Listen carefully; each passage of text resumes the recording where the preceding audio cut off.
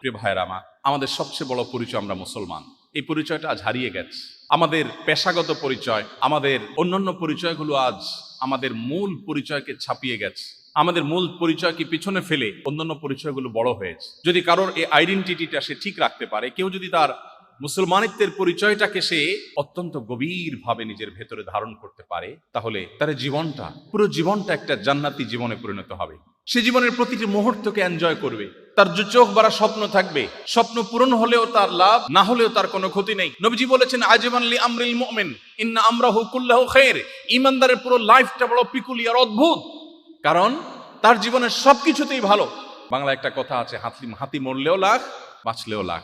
ঈমানদারের জীবনটা এরকম। নবীজি বলেছেন, ইন আসাবাহু খায়রুন, ঈমানদারের জীবনে যদি কোনো অ্যাচিভমেন্ট হয়, শাকারা, সে আল্লাহ শুকরিয়া আদায় করে, বিনিময়ে সে আল্লাহর কাছে রিওয়ার্ড পায়। একদিকে সে পাইলো, আপনি পড়াশোনা করেছেন, চাকরিটা জায়গা মতো পাইলেন, আল্লাহ আপনাকে বড় পদে বসাইলেন, আপনার প্রত্যাশার চাইতে বেশি দিলেন, আপনি আল্লাহর কাছে শুকর আদায় করে বললেন, আল্লাহ তোমার কৃতজ্ঞতা আদায় করছি, তুমি আমাকে দিয়েছো, তুমিই দিয়েছো। তাহলে একদিকে পাইলেন, আবার আল্লাহ শুকরিয়া আদায় করলেন, শুকরিয়ার বিনিময়ে সওয়াব আছে না নাই?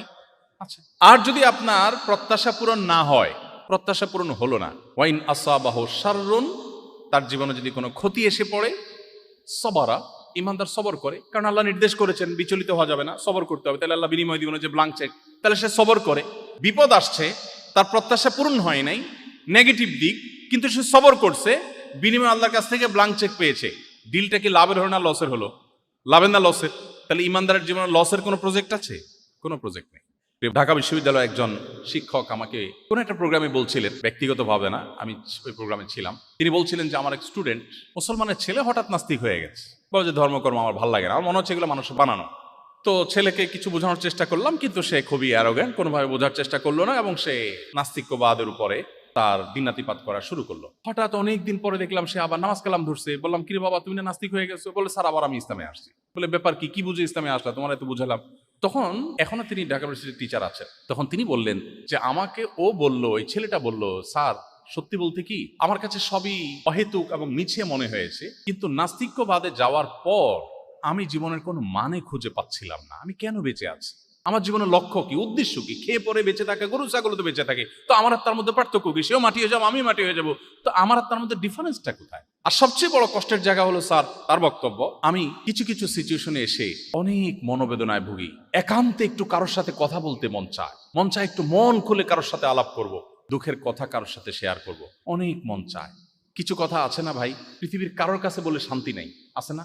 বইয়ের কাছে বলেও শান্তি লাগে না, বাপমার কাছেও না, বন্ধু বান্ধবের কাছেও না। এরকম কিছু সিচুয়েশন আসলে মানুষের জীবনে মনে দুঃখ, কষ্ট, একান্ত একটু কথা বলতে চায়। তো সে যুবক বলল, স্যার আমি সেই মানুষটাকে বা সেই সত্তাটাকে খুঁজছিলাম, তার কাছে একটু মন খুলে কথা বলবো, বাট আমি যখন নাস্তিক হয়ে গেলাম, আমি কোনো অবলম্বন পাচ্ছিলাম না, কাকে বলবো? কোনো মানুষের কাছে বলে আমি শান্তি পাচ্ছিলাম না। আমি সেজন্য ইসলামে ফিরে আসলাম। এখন আমার কোনো দুঃখ, কোনো বেদনা যেটা কারোর সাথে শেয়ার করবার মতো না, সেটা আমি তাহাজ্জুদে দাঁড়িয়ে, নামাজের সেজদায় গিয়ে বিড়বিড় করে মনের গভীর থেকে যখন আমার সৃষ্টিকর্তাকে স্মরণ করে আল্লাহর উদ্দেশ্যে নিবেদন করি, আল্লাহর সঙ্গে কথা বলি, আমি খুব প্রশান্তি অনুভব করি, আমি খুব শান্তি পাই। আমার মনের এই সুখটা পৃথিবীর কোনো শক্তি আর দিতে পারবে না, এটা নিশ্চিত হয়ে গেছে। সেজন্য আমি ইসলামে ফিরে এসেছি।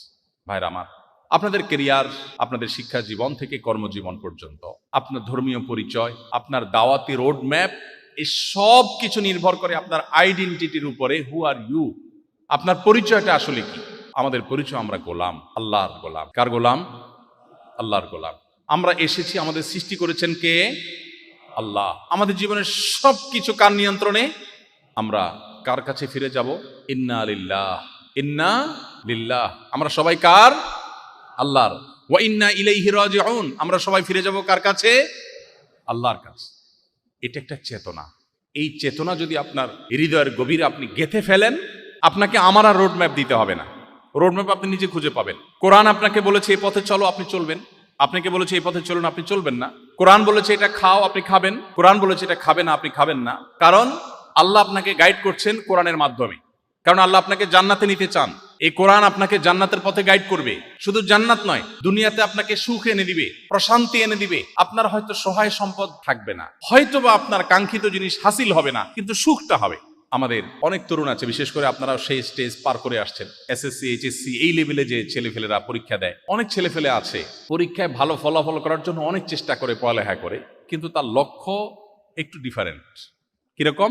মা সারাদিন জ্বালাতন করে, ডিস্টার্ব করে, তোর সাথে একই সাথে পড়ে, পাশের ফ্ল্যাটে সামিয়া, ও মেয়ে হয়ে তোর চেয়ে ভালো রেজাল্ট করে, তুই এত খারাপ রেজাল্ট করস কেন? অথবা ছেলে, বেশিরভাগ মায়েদের একটা কমন কথা আছে, ওর পাওটা ধুয়ে পানি খেতে পারস না, বলে না মারা? ওর পাওটা ধুয়ে পানি খাইস, তোর সাথে একসাথে পড়ে, ও এত সুন্দর রেজাল্ট করে, তুই কি করস? তখন জেদ হয়। তখন কি হয়? জেদ হয়। এবার ভালো করে পড়ালেখা ধরে। কেন?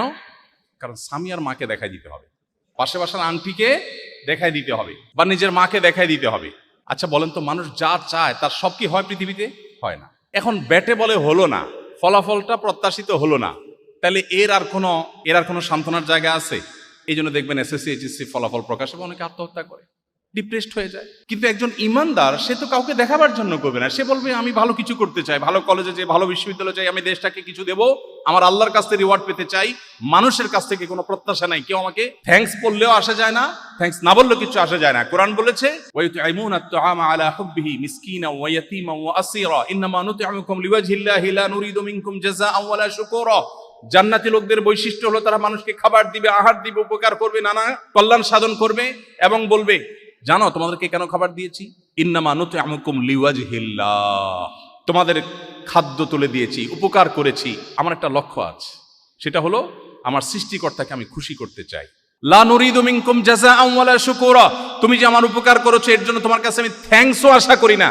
তুমি থ্যাঙ্কস দিলা, তোমার দায়িত্ব, সেটা কৃতজ্ঞ হও, এটা তোমার কর্তব্য, সেটা তোমার বিষয়, বাট আমি তোমার কাছ থেকে সেটা এক্সপেক্টও করি না, আমি আল্লাহর কাছ থেকে থ্যাঙ্কস আশা করি। আপনি বলেন, এই উদ্দেশ্য নিয়ে কেউ যদি পরীক্ষা দেয়, আর ওই যে পাশে বাসার আন্টিকে দেখানোর উদ্দেশ্য না থেকে তার উদ্দেশ্য থাকে আল্লাহকে খুশি করবার রাস্তায় সে যেতে চায়, যদি সে সেটা করতে নাও পারে, তার সান্ত্বনা আছে না নাই? যে আল্লাহ দেখছেন আমার নিয়তে তো কোনো খাদ ছিল না, বাট হয়ে ওঠে নাই, তাহলে আল্লাহ আমাকে সওয়াব পরিপূর্ণভাবে দিবেন, দিবেন না দিবেন না? এই জন্য ভাই, অ্যাজ এ স্টুডেন্ট, একজন কর্মজীবনের একজন কর্মযোদ্ধা, কর্মবীর হিসাবে আমাদের জীবনের লক্ষ্য নির্ধারণ করতে হবে। আমরা সবাই মুসলিম হয়ে বাঁচবো, মুসলিম হয়ে মরবো। ইন্না সলাতি ওয়া নুসুকি ওয়া মাহইয়ায়া ওয়া মামাতি লিল্লাহি রাব্বিল আলামিন। আমাদের জীবন মরণ, আমাদের সব কিছু আল্লাহর উদ্দেশ্যে, চাকরি আল্লাহর উদ্দেশ্যে, পড়াশোনা আল্লাহর উদ্দেশ্যে, তাহলে আমরা সুখময় জীবন পাবো।